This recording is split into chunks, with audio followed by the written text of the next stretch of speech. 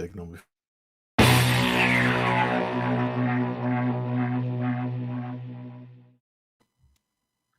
Hello, ladies and gentlemen, and welcome to the Coast-to-Coast Combat Hour. I'm your host, Matthew Hawkins, and as always, joined by my co-host, Ed Carbajal, and we are brought to you by allaccessmma.com.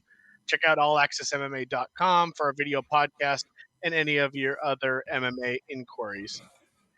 Ed, I survived another BKFC weekend, only to get back and see the news that Mike Perry has signed with BKFC. Uh, maybe not the greatest character fighter of all time, but I feel like that's just where he needs to be, though. yeah, no, it makes Like, sense. given his fighting style, like that's exactly where he should be. Yep. Can't Like argue at all. if he's looking to pick up like a decent win string, like because he's always back and forth. I feel like that's tailor made for him. The way he fights. I mean, he doesn't seem like he likes to entertain. Although he does grapple, he did a submission underground, so I think he's a purple belt in jiu-jitsu. So it's not like he doesn't, like It's mixing the just not martial what he arts. wants to do, though. Yeah. Yeah. At this point in his career, I think he made his run in the UFC. Did they you were there. Mhm. Did they like hint at it at all during the event? No, I had no idea at all Hmm. that was going down. Just the reporting from Eric Cowell, seeing his reports about a female and a male person apparently signing with BKFC. So, there's no inside information, it sounds like, but, Mike Perry was guest and that one was right. So we'll see if the other rumor apparently is Joanna Jędrzejczyk, which is almost hard to believe. But at this point, who knows what the UFC is trying to do as far as cutting salaries. And, when you got the Contender Series and you're Yeah. adding 5-6 people a week, Yeah. you got to make room somehow. Yeah, I know. I'm almost mentioned, so, like I mention him every other week, but shout out to you know, um, Combat Sports Law, Eric McCracken. I forget what he called it. He's like Dana White Contender Series is almost like the I The forget what he called it. scabs, like the Yeah, union scabs. yeah. It's like Yeah, I did see that tweet. letting the senior fighters know that you can always get cut because we got fresh blood coming in. So, but I don't know if that. I mean, I feel like I don't. I mean, I still would like to know where BKFC gets their money from, and getting Joanna to sign with them. I mean, she seems like she only wants to do, you know, to quote Tony Ferguson, champ shit only. Hmm. So like on a global scale, and I think UFC is closer to that than BKFC would be. So I don't know. Maybe I think that thing about her being removed from the rankings, it may just be for just that due to inactivity. Because Inactivity. That yeah, makes the most sense. I mean, it would be hard to believe that she would be a free agent and you wouldn't hear about it and you wouldn't have Bellator and other people at least bidding for her known hmm free agency. So yeah, I don't know. I mean, that one might be more far fetched. The Perry one makes sense from the beginning. But yeah, I don't know where they're getting the money. I know they do have some investors and some stuff going on behind the scenes. But I have no idea. I just know that they put on a good show. I went out to Wichita this past weekend, and the fight card was. I don't know if it was just coincidence due to some of the backlash from the Justin Thornton passing, but we had decisions. We had fights going into second, third hmm round. The main event, Julian Lane and David Rickles, was one of their better fights in the history of the organization. It was a yeah. 5-round back and forth war. So I don't know if the matchmaking, I don't know if they tightened it up a little bit for this event. It's hard, I doubt it because I think most of these fights were probably made prior to the news of the passing. But I think this was a card. Oh, my old boss, Joseph Correa, Mr. Ring Generalship himself. That's the man right there. Yeah. That's Yeah, we had a uh, long conversation about using that. That's why I always giggle when we say it on the podcast. awesome. Awesome. So yeah, but no, fun show. Decent crowd. And like I said, competitive fights. Nobody got nobody got taken out on stretchers or nothing. It was kind of a more even keel BKFC event, but you saw the some of the matchmaking was good. Um, Marciano Well, Hernandez, the brother of Nico Hernandez, the Olympian who fought last October, made his debut, looked outstanding, quick hand speed. Um, so they're putting on good shows and they seem to have a something going. It's kind of a regional thing that they're bouncing around between these yeah, states. And yeah. Sorry, I'm crowd looking seemed to around love here. it.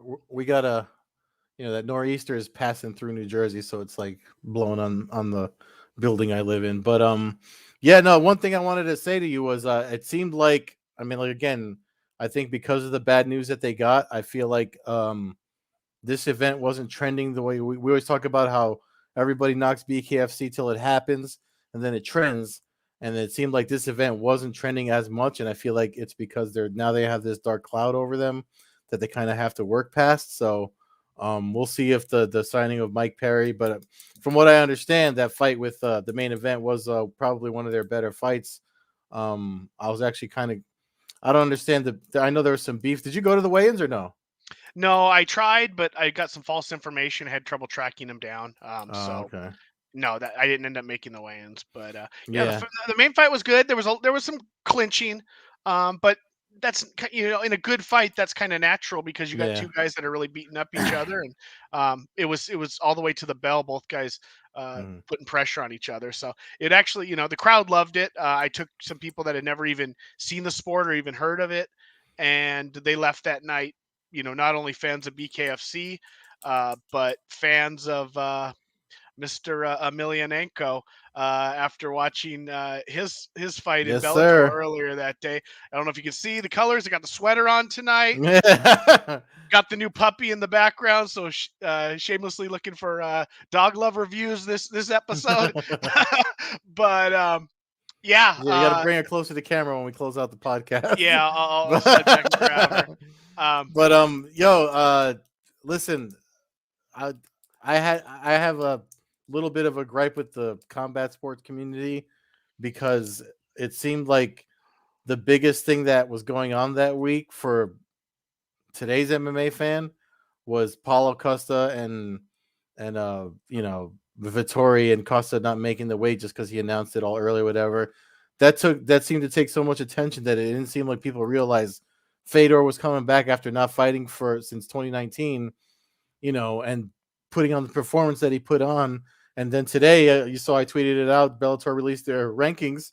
Fedor is now the number 3 ranked heavyweight amongst the Bellator heavyweights. So, like, it's like no one knew he was fighting because all this other bullshit was happening. Yeah, there's a media blackout though when it comes to Bellator. It's just the reality of it. The people that talk and act like they care the most about the sport really only seem to channel one Yeah, organization. yeah. We've gotten used to that. In the same token, Fedor is 45 years old. While these are not novelty fights, they are because he is. I mean, the bottom line is he's won what he's won. He's other than Mitrione and Bader, he's knocked out everybody else that he's fought in Bellator. Mm-hmm. So he's beaten the guys that are put in front of him. Yeah, there was an older Son and yeah, an older Mir. This was a different one. This was Tim Johnson, who age wise is right there, is a giant of a man. Very Fought in the easily UFC, beat could Tyrell still be in Fortin. UFC. Yeah. Yeah. I mean, reality is probably a top 20 heavyweight in the world, somewhere in that era, range. But, on any given night, he can beat anybody on this planet. And Fedor went out there and, looked as good as we've seen him in a while. I was worried a little bit about his head movement early on, but he, uh, Mm-hmm. he kind of got the timing. And once he got the timing down, he was really able to just, I mean, hit him with that 3-punch combination, which was as beautiful as any combination we've seen in recent memory, Yeah. punch wise. So, I mean, he's got the speed. The speed's still there. He's still got the power. He just doesn't have the chin, and he's not quite as his reflection. He's not as quick. Yeah, You no, know, you took the words right out of my mouth. I mean, 45, it's up there for combat sports, but the thing about watching him fight um this past weekend, I I haven't. I think the last fight that had me on my feet yelling at home watching it was the Moreno Figueiredo. Both mhm. of them. um, that's still the same fight, but when that happened, I mean, I was so zeroed in and calm watching the fight, like you said, watching because Johnson was doing the right things. Even what's his name commented on the head movement. McCarthy was talking about his head movement was moving off a center line, but Fedor adjusted. I mean, the reflexes are still there. The power is absolutely still there. I mean, the replays on social media don't do that finish justice because watching it on TV, I mean, the hearing those shots land, I was just like, Like you could even see if you watch it again. I watched it twice already. If you watch it again, you can see Johnson not even try to contest, and like he falls back, his head bounces, and he actually like shakes his head to the referee like I'm done. I'm not trying to fight anymore today. Because you could tell Which that is hurt him. which is what's happened. You think of Rampage did the same thing. Rampage ended up shaking his head on the ground. Mm-hmm. Tim Sylvia got dropped, choked out, and ended up shaking his head, like Mm-hmm. same kind of thing. Fedor tends to do that. I think people just don't think that much power really comes in his punches, and I don't think they expect it now at his age. But I think it sets up a rematch with Bader, or at least another really good fight to see where he is. But the Bader fight is interesting, especially coming off the loss to Nemkov and Mm. Corey Anderson. How does he do putting back on weight? The first fight was a one punch fight. We've learned that one Well, punch fights can happen and the results can change in a rematch. So I don't know. I mean, it's not my favorite matchup for him. As I'm not looking necessarily for him to be world champion. I'm just kind of looking for him to entertain me like he did again this Saturday. And like you said, jumping out of my chair, getting vocal yeah. with a win. Well, Like there's not a lot of that these days. And let's for look at. us I'm old school gonna. fans. I didn't plan on it, but let me bring up the rankings since they were just announced earlier today, so we can play with that because Ryan Bader is still the champ, and there's an interim champ in Valentin Moldavsky. Uh-huh. So, because that's kind of like where I want to go before we move past this is, um, hold on, I'm bringing up the rankings with Bellator's from Bellator's website because they make it look nice and gold looking. Here we go. So like here's the heavyweight rankings, right? He wasn't ranked previously and he falls in at number 3. I actually thought he was going to land at number 2. Mm-hmm. So now he's got Cheick Kongo in front of him, Moldavsky, who's the interim champ, and I mean we know they're going to do Bader Moldavsky first. I would think that has to be done See, first before. I would argue maybe Moldavsky steps aside, lets Fedor fight Hmm. Fedor. If Fedor wins, Fedor can retire the champion and hand the belt basically over to Moldavsky. Hmm. And if Fedor were to beat Emelianenko for a second time, then it sets up the major storyline with the Team Fedor guy Hmm. going after the title. I mean, that if I was the matchmaker, that's probably what I would do, as opposed because if Moldavsky wins the championship, I don't see Fedor. Yeah, He's not going to fight his own guy. which is So probably why he didn't want to answer retirement questions in the post-fight press conference. You know, like yeah. that's probably because a lot of people were asking him, are you gonna hang it up? And he was like, I mean, I don't blame him because even though the man seems emotionless, you know, he was saying like, this is definitely one of the highlights of my career being able to fight at home and Mhm. on this scale and getting a win. Like he could have, if he hangs it up, like if on Friday he says, yeah, it's cool, I'm ranked number 3, but I'm good. Like I don't think anyone's gonna be mad at that. No, no, and I think that he's got 40 wins. I mean, we're talking about a heavyweight that's Yeah. 40-6, and we're talking about a heavyweight that just had one of the cleanest knockouts. I mean, when we talk about older fighters in the history of the sport, generally we go Couture, but Couture was the wrestling base and was able to kind of, dirty box and grind people. And then, Crow Cop had a late run where he hurt some people, in all dimensions of the game, but I don't remember many 45-year-old guys throwing hands like Fedor did on Saturday. So No, and he's just I mean at his weight class and at his size and stuff, the way he fights, he's definitely trying not to sneeze. He's definitely more well-rounded, the most well-rounded heavyweight I've seen in my time in watching mixed martial arts. Like you say, he's got the knockouts, he's got the submissions. Maybe he's not the best kicker if you're going to be picky, but and as you said, I mean at his age, his chin is definitely not there. mhm. But so that's the thing that makes you all right with him walking away if he wants to walk away. Because do we want to see Fedor get knocked out again? I think we'd all feel pretty bad if we saw All right, she approached the camera. So that. this is Halo, new combat puppy, super chill, and yeah, she's Halo. That's the Halo. official mascot of the of Combat Hour, Coast to Coast Combat Hour.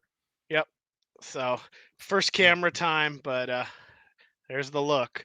She likes to stare down things and see what's going on. So all right, I'll let her go. But yeah, basically when we talk about Fedor's chin, it just means that he's a normal heavyweight at this point. I mean, Mm-hmm. that's kind of the way I look at it. Like, there's not a whole. I mean, I'm looking at this list right now, and everybody on that list other than Moldavsky has pretty much had their lights turned out. Um, I'm not sure about a couple of the lower guys. Obviously, not Maori. Maori's a huge heavyweight. Mm-hmm. But to me, it's Fedor either waits for Bader to the Moldavsky fight, to see if Bader wins. Maybe win or loss, he fights Ryan Bader. But I don't want to see him fight Czech Congo. Don't waste a fight on that. There's certain guys Yeah. that it's just we don't need it. It doesn't do No. any good. A win doesn't do Fedor any good, and there's No, too your much of a idea is chance. actually pretty good. I didn't even think about the Team Fedor connection. So that's actually, Yeah. Scott Coker. I know Rich Chow's not there anymore as a matchmaker, so I know it's like him and a team of people. I forget. I don't know if they hired an official matchmaker yet.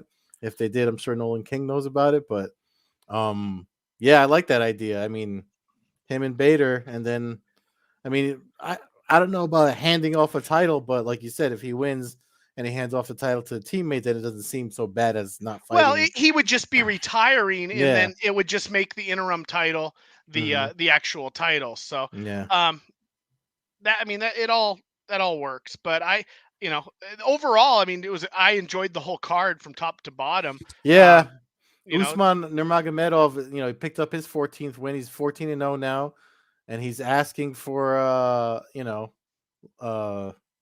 whatchamacallit, legit champions or whatever you want to call it. He wants a step up in competition. So I'm pretty sure Bellator is going to oblige him. I know Georgie Carrion tweeted today that because he made that comment after he won, and so Georgie Carrion's a Bellator vet. Well, he said I'd gladly step in, send over the contract. He joked around, and said send me location and all that stuff. So I wouldn't mind seeing that fight. no, and Anatoly Tokov moves to 30-3 at the middleweight. Like I said, when this team Fedor, I was hoping to see maybe we'll get Tokov and Musasi now. Mm, Um, like I said, we still got Moldavsky and Nemkov still the title with his fight with Corey Anderson coming up. So really, I mean, and then even baby Fedor, Kirill Sedelnikov picked up a win in a rare fight for him these days. Ground and pound yeah. TKO. So Well, they hooked up the card definitely because of the location of a lot of the. Well, the only one we didn't get was Andrei Koreshkov because his opponent fell ill and they had to remove that fight because of that. So and I think a lot of things. I think something that we all lose perspective on is the wear and tear and the travel on these guys. We're mm-hmm. talking about Fedor looking as good as he's looked in a long time, and he fought in his backyard. He probably got to Yeah. sleep essentially. At least in his a familiar city, and he's obviously traveled the world, but he's Yeah. still L.A. and all these places. It's a foreign country to him. What's funny about that though? He actually said in the post-fight media thing that he actually prefers fighting in the States because it was like over there it was like a big The yeah. pressure is And probably less. so he was just like, I'd rather fight. He's like, it's kind of just like, yeah, I show up, I answer a couple questions, come and fight, and then I leave. And he's like, over here, it was like the news was following me everywhere, and it was like a big, which you would think. I mean, maybe if he was younger, like you said, he would be like, oh, this is cool. But for someone that's on his officially said this is my retirement tour, maybe he's just kind of like, yeah, let me get through these without. Yeah. No, I mean that makes sense too. But I still think that something's there in your, your physical ability and, the wear and tear, even if it's not something that maybe not mentally, but physically.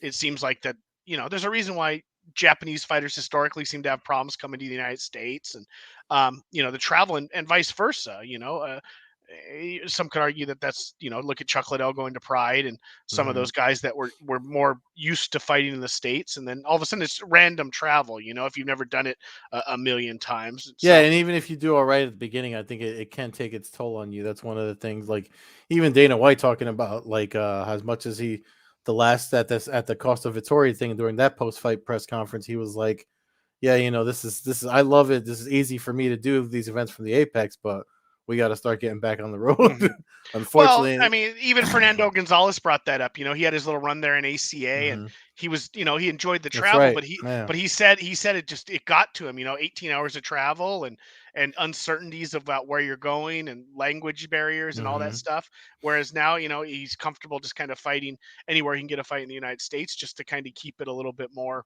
homey and a little bit more comfortable to him. Mhm.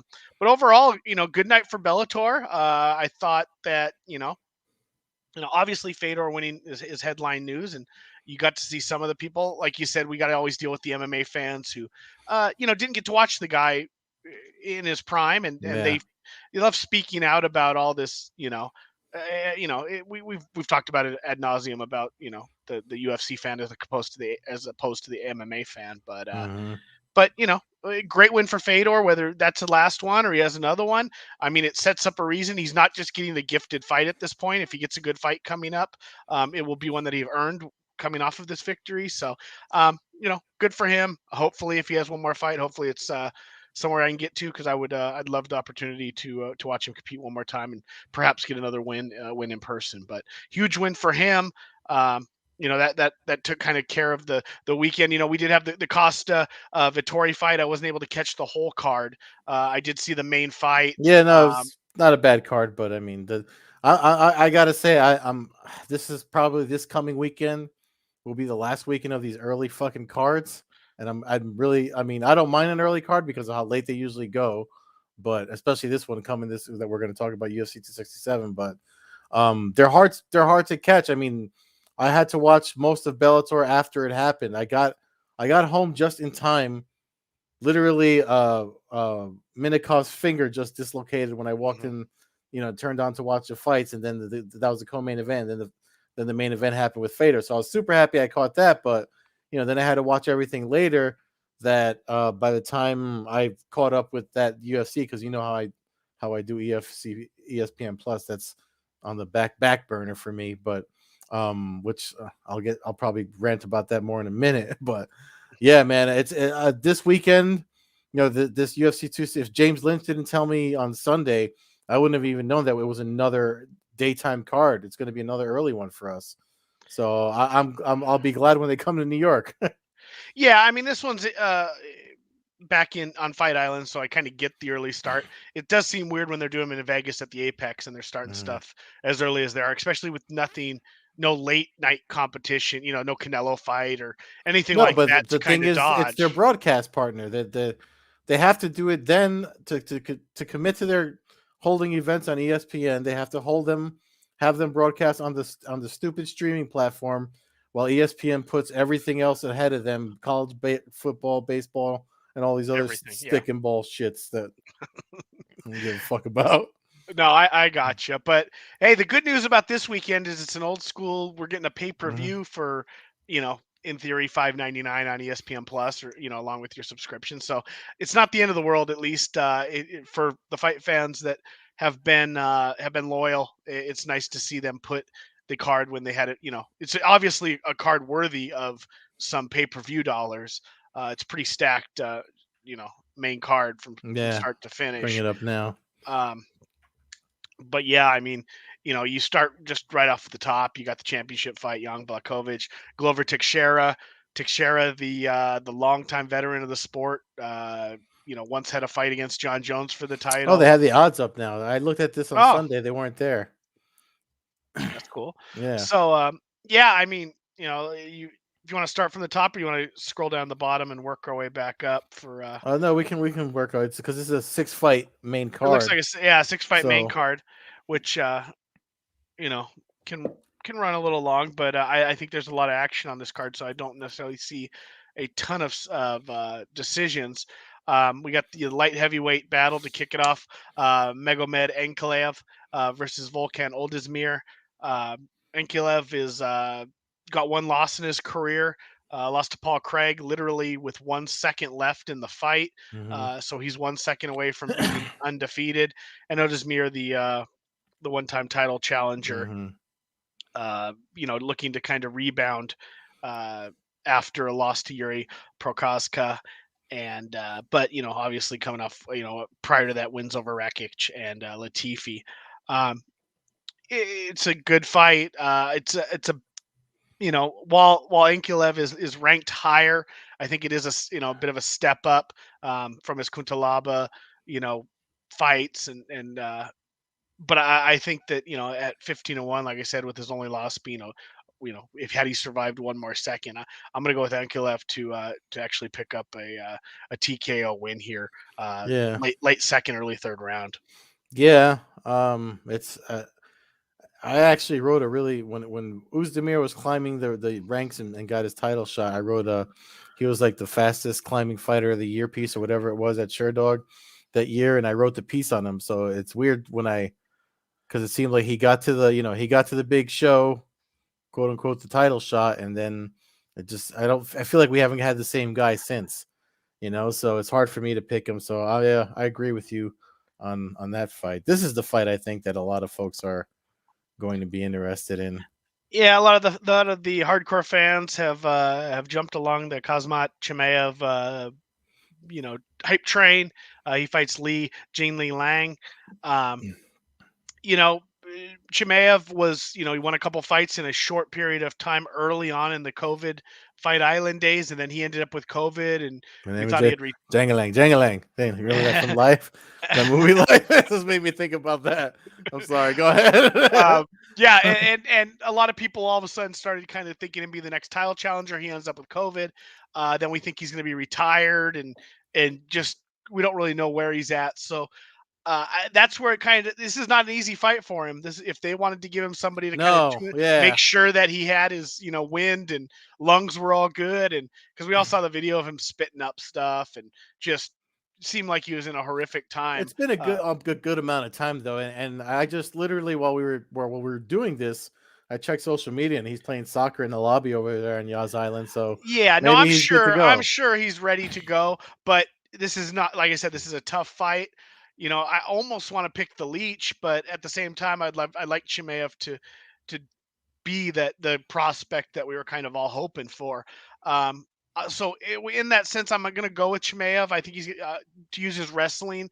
Um, I think I think the leech is too maybe tough of an opponent to be Hmm. finished. I don't think we're going to see that early knockout, real quick finish that we had gotten used to early on with some of his lighter competition. But I'll take Chimaev in this one in a decision win, kind of grinding it out. Maybe not Hmm. the most exciting fight, maybe one that kind of brings him back to earth a little bit, but one that where he kind of utilizes his skills that seem to be on another level. Which is kind of what's led to the excitement behind him, with his wrestling base. Yeah. Yeah. Woof. I have to see. In all honesty, I have to see. I got to do a little more homework on Jangalang. Jangalang. I Jing Liang. But it's hard for me not to think of that. I just watched Life with my parents and my dad a couple of Sundays ago. So, but anyway, yeah, It's a tough fight. It's a tough yeah, fight. like you said, What were the odds on it? Can you scroll back I one? think I have to go to here to see them. Hold on, got to go back to the regular. He's still a Whew, favorite, minus five like a ninety. 6-1 favorite. If I bet money, I'm putting money on Jing Liang. But with the odds like that, it's hard to with an open pick, not hard to get. Yeah, so I'm not betting on. I know I always talk shit about my onesies and stuff. I'm not betting on this event because UFC 268 is next week. So, and that's the one that That I you've gotta. been waiting for. Oh my goodness! I swear to God, if something happens to if something happens to Chandler Gage, I don't even care about the other fights. If something happens to Chandler Gaethje, I'm throwing myself out the window. I'm fanboying out for that 1,000% because, and I'm not even gonna try. I mean, I know who I'm picking, but I'm not gonna be mad at whoever wins that fight. But anyway, we'll back to 267. Yeah, no, I think it's gonna be a heck of a fight though, and a real challenge for both of those fighters in that fight. The Yeah, third fight of the night, heavyweight battle. Alexander Volkov, coming off his loss to Cyril Gane, fights Martin Tibura on a 5-fight win streak. You kind of got the two different body types in a sense here. You kind of got well, I mean they're both huge dudes, but yeah. I mean, well, this Volkov just Volkov's got the towers. high. Yeah, He Looks just like he's got a towers. reach advantage too of a couple of inches. They do leg reach, so which matters.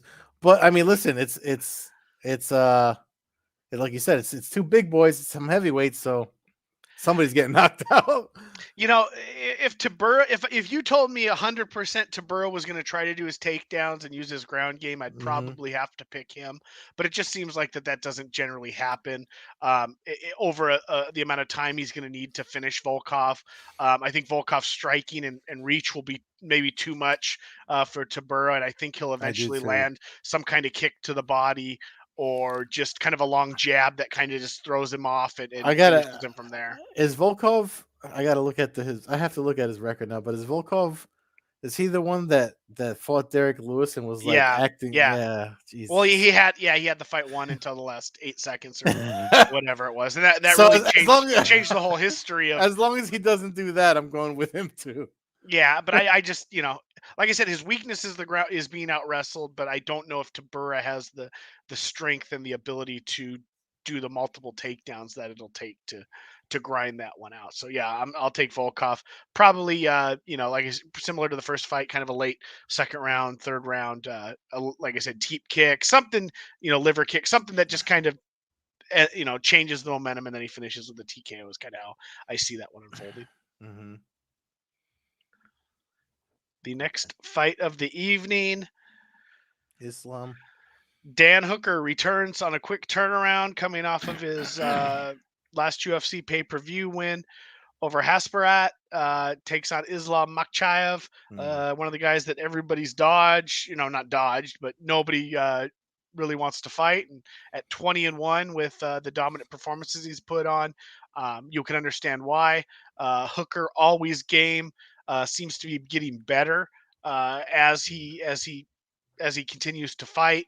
He's got 10 losses again, but a lot of that is, I think, the learning curve into becoming a great fighter for him. So, And then um, and then I mean, then the losses later, the recent ones are like you look at who they're to, and you're like, okay, I get it, yeah, that's what I mean. Poirier, and they're in wars. He's not going Yeah. down. And that's what I mean. That's kind of the learning curve when a guy goes and this is fight. To me, this isn't a great matchup for him. I Mekhachev has been so dominant. It's hard to not see him kind of winning this fight, especially with it being a kind of a late notice for Hooker and all the travel Hooker's had to do with the, you know, between countries and having the issue getting to the last pay per view 266 and last minute kind of not knowing if the fight's going to go down. Maybe he'll be more comfortable with this fight having it arriving there and everything kind of going, but I got to go with Makhachev. I think that he'll be able to get the fight down to the ground, and this might be a decision just because Hooker's tough as hell.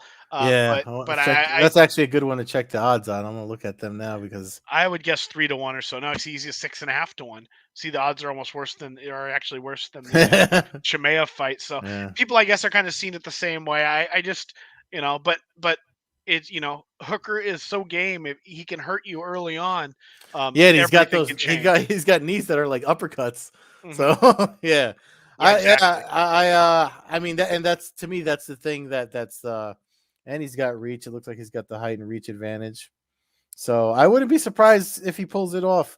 Let me look at these again. He was underdog, right? Oh yeah, big underdog. He's about I a mean, five not to for one nothing. underdog. If I'm a betting man, and I am, but I'm not for this event. Like that's a nice little parlay right A little there. 2 fight parlay would pay Yeah, quite good odds. But Jangalang and Hooker, Jangalang. All right. But so who'd you say you're going with? I'm going with Makhachev by decision, but I think a Mm. fairly dominant one, barring Hooker landing something early and I'm and gonna not and throwing him off. Maybe some leg kicks that stop the takedown. yeah, I'm getting a vibe off of this one. So I'm actually gonna go Hooker by TKO. I feel like he's gonna surprise us with it with that leg Yeah, reach. yeah, You know this what I could be a mean? fight where he shows that experience, having been in Yeah. there with tough guys. Maybe this is the one where he comes out on top. Although, I mean, you also have to take you just mentioned it when we opened up this fight, quick turnaround. So you have to wonder, like we just finished talking about travel, where and all that stuff. So, you know, Yeah, no, there's a lot Yeah. involved with this Fight Island and still the quarantine things and Hmm. the different countries. So Yeah. we'll see how So it goes. But yeah, I mean, again, just fight after fight, just stacked on this card. So yeah, yeah. uh, Really, really. I'm It is a treat for ESPN Plus people, I guess, if you have it. So like, am I going to be able to go to a bar and watch this? Like, how am I supposed to? I don't have ESPN Plus. Like, you you know what I know, mean? yeah. So anyway, moving on. Moving on to the first of our two title fights. Or not title fights. Actually, I'm sorry. This is the interim title fight because Sandhagen, or not Sandhagen, Sterling, is still out with some The neck the neck vertebrae injury, issues. vertebrae, yeah, surgery. Peter Yan, Corey Sandhagen. Peter Yan was the champion before being disqualified and handing the belt over to Ajo. Um, Sandhagen has been impressive as hell. Hmm. I mean, as impressive as any fighter in the last year in the UFC. But um, Peter Yan just seemed to me like he's on another level prior to the Sterling fight, and even up until the finish of that Sterling fight. Yeah, up until He, he forgot the rules. Yeah. yeah, and you know, I so I'm gonna go with him. I probably am leaning. I guess. Well, it's a 5 round. In a 5 round fight, I'll go with Jan with about a fourth round, late finish. I Mm. think that he might just. But we're gonna find out. Like to me, this is kind of this division. He fought Faber, he fought Aldo, who He is good obviously though. is Yeah. competitive, but he kind of fought some older statesmen in the division, and but he was handling the number one contender Sterling up until Hmm. the DQ. So I gotta lean his way, but. Yeah. Sandhagen seems to have kind of that it factor, um, Yeah. about him. He's also. I mean, he's also again. If we're looking at the dimensions of them here, he's got a height and reach advantage. He's. You always hear me talk about the ectomorph build. He's got that build, which seems to benefit fighters in combat sports. You could look at the data or the piece I wrote on Medium if you want to see the proof or evidence of that. The John Joneses, the Tony Fergusons. You know what I mean? Um, but like you said, I mean, I was really impressed with obviously I'm a Aljamain Sterling fan because he's one of our Northeast martial artists. But I was impressed with Peter Yan, so I think I'm with you on that one. I think it's gonna be a hell of a fight, though. Yeah, That might be fight of the night on the card. and this one, man, I mean, Tough fight to pick. yeah, It and really is. it's what's funny about it. I mean, if we're looking at it from the way fans look at fights now, as far as the popularity or whatever, the fact that this is like a free pay-per-view or whatever they're doing in ESPN Plus cheap whatever this is. It just seems like this division right now, because of what happened with John Jones, because of how Blachowicz got the title, it's not getting the love again. Like just like Fedor didn't get a lot of love last week when he should have, because just think about it. Teixeira's kind of at the end of his career too, right? Like, Oh yeah, Teixeira's mm, more. He's 41 years old, so yeah, this is definitely probably his last run at it. yeah. So this is something that, I mean, again, Nolan King tweeted asking it earlier today about before we started recording. If he wins, how this could be one of the best comebacks of the sport's history. And then, can you think of any other? And I chimed in with like Michael Bisping towards the end of his career when he won the middleweight title. Like You this know, is up there with that. If I see that happen, No, but the way I also look at it is, Blachowicz is 38, Teixeira is 41. They almost have similar, at least the last several years in the UFC is kind of a similar pattern. Both of them were basically one fight away from retirement, or at Hmm. least being left of the UFC. And at kind of the same time, they both started their rally. And Blachowicz obviously got the title shot prior to Teixeira, but really the roles could be reversed here. I mean, Hmm. they easily Teixeira could have got that fight with Reyes, and that could have set up, and he could have pulled that off for the interim or the title at the time. And so there's a lot of mirroring factors here. Um, and as somebody who remembers the days of when Teixeira came up, came into the UFC, he was like 15 or 16 and 0.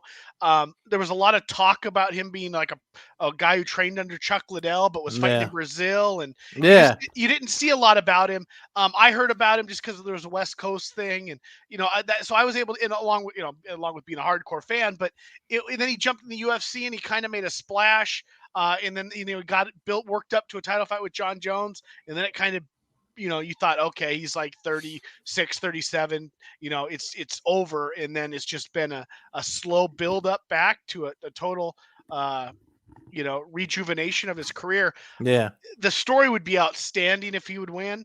Um, I think he has a damn good chance of winning. I believe he's like a 2 or 3 to 1 underdog, 2.5 to 1 underdog. So he's a fair underdog in this fight, but he's definitely a live dog. I'm not sure how. Man, Did we look at those? Let me look at those. everything about me wants Glover Teixeira to win this fight, and not because I have any Yeah. dislike for about a 2.5 to 1 underdog. Hmm. Blakovic is about a 3 to 1 favorite. I'm gonna go with the old man strength here. Not that Jan's super young in his time, but I'm gonna go with Teixeira finishing this storybook. Maybe tiring out, surviving. We saw when I was in Nashville against OSP, he's got the submission game. Yeah. So I'm wondering if we get Blakovic into, he went 5 rounds with Adesanya, but Adesanya was an undersized guy to him.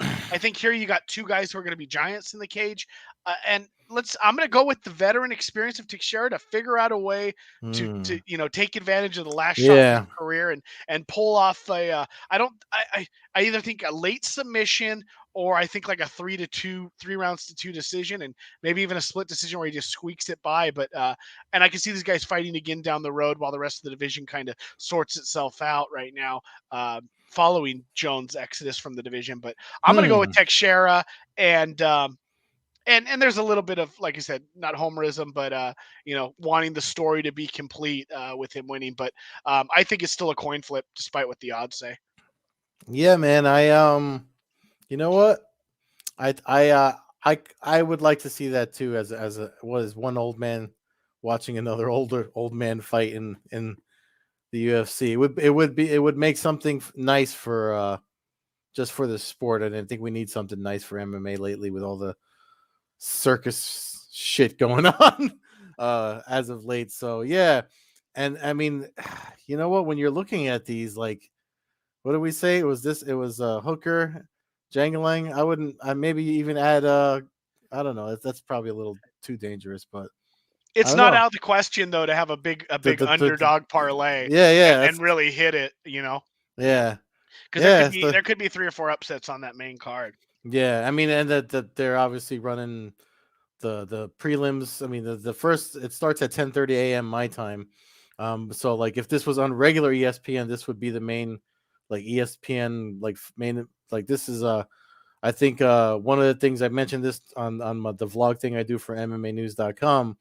The strawweight division, it's especially like you mentioned earlier, the news with Joanna, former champion, and the other strawweights. Like, well, these ladies are there's Marina Rodriguez, and one of these two ladies are going to start making their claim for the who's the top strawweight. So I think folks need to start watching the UFC women's strawweight division too, because it looks like it's going to become a lot of fun by like second quarter of 2022. Yeah, because you got the Weili Zhang and Rose rematch Mm-hmm. coming up next Yeah. week, and around a week and a half now, and that'll kind of clear up.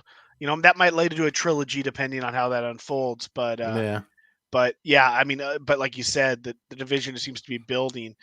Some of those, teen ranked fighters, the 10 to 15 ranked, seem to be Yeah. making a move, and that's what you really want to see to keep the progression of the division. Is you need that lower level of the rankings to continue to progress to Mm. create the new contenders for the eventual champions. So I don't know, man.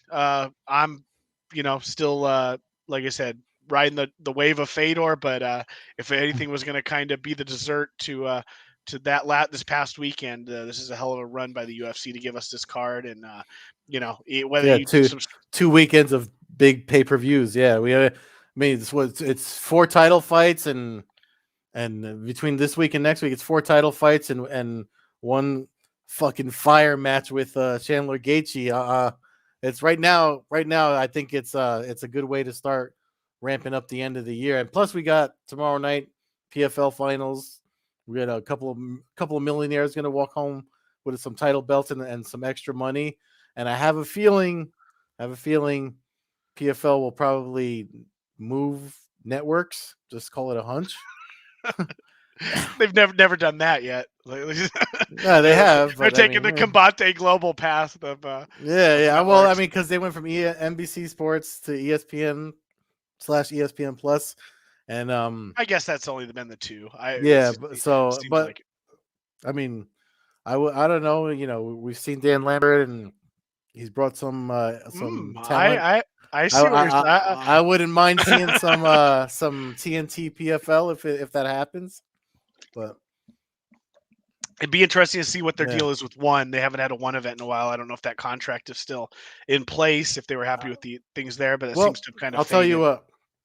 I'll tell you before we close out. I'll tell you what this is my guess. I mean, I have nothing to base it on because I'm just a poor dick bag in Jersey over here. But my guess is, I mean, because TNT is obviously interested in martial arts because of the one events and the whole Bleacher Report thing. And the thing is, you know, they see the numbers that they get, and they know they could get more if they had, like, say, more live events, and they would have that.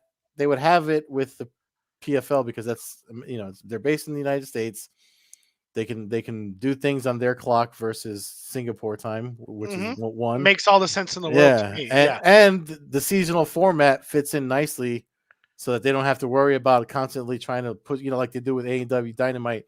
They were on the last few Saturdays. Now they're going back to Wednesday this week, but you know, they don't have to worry about that because it's only a season that they have to worry about with the Professional Fighters League. So, you know. That's just you know, in a perfect world for me, they'd move the PFL to Sunday nights, and you know, TNT doesn't have a lot of things on Sunday night. They don't. Their basketball games are usually, I think, on Tuesday, Thursdays. They have the NBA contract, and they got, you know, if you had if TNT were to have basketball on Tuesday and Thursday, and then have AEW on Wednesday, have Dynamite on Friday, or Rampage on Friday, AEW, and then maybe Sunday night have PFL. I think that they really could start to establish themselves. They're as a moving bit of Dynamite. I think they're moving Dynamite to TBS. TBS. Yeah. So that's a slot. I mean, Yeah. I'm saying. No, there is that too. There's that's a slot. And PFL and Wednesday PFL night, finals is that on a makes Wednesday sense. night. Yeah. You know, but it just but TNT and TBS are sister brother companies, so they're not going to go against each other. So either AEW would have to not be Wednesday night on TBS, or because they're not follow them, or have them follow or follow you them. know, like the prelims. They're usually 8. As the prelims happen, by the time the main card happens, they did it with one. Why not do it with your homegrown profile league? But anyway, that's just me, you know, throwing shit at the wall. Yeah, no. We saw the prediction of Mike Perry earlier today by one of your coworkers, and you know, see if you hit this one on the head. But you know, until then, again, check us out at allaccessmma.com.